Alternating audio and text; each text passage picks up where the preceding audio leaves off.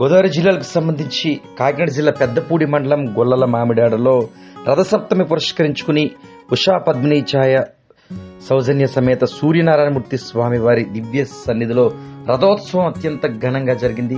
స్వామివారి రథసప్తమి తర్వాత ఈ రథోత్సవం ప్రతి ఏటా గోదావరి జిల్లాలో అత్యంత ఘనంగా జరుగుతుంది. నిజానికి అంతర్వేది లక్ష్మీనరసింహస్వామి ఆలయం సంబంధించి కళ్యాణం తర్వాత రథోత్సవం ఏ విధంగా జరుగుతుందో అదే విధంగా కాకినాడ సంబంధించి గొల్లల మామిడాడలో సూర్యనారాయణ స్వామి వారి రథోత్సవం కూడా అదే విధంగా జరుగుతుందని చెప్పుకోవచ్చు. ఆకాశ వీధుల్లో రథం ఊరేగుతూ ఉంటుంది. రథం ముందు రథం వెనక సైతం పెద్ద ఎత్తున భక్తజనులు అడుగులో అడుగు వేస్తూ స్వామివారి సేవలో కొనియాడుతూ ఉంటారు. నిజానికి ఒక అద్భుతమైన ఆధ్యాత్మిక ఘట్టంగా చెప్పుకోవచ్చు.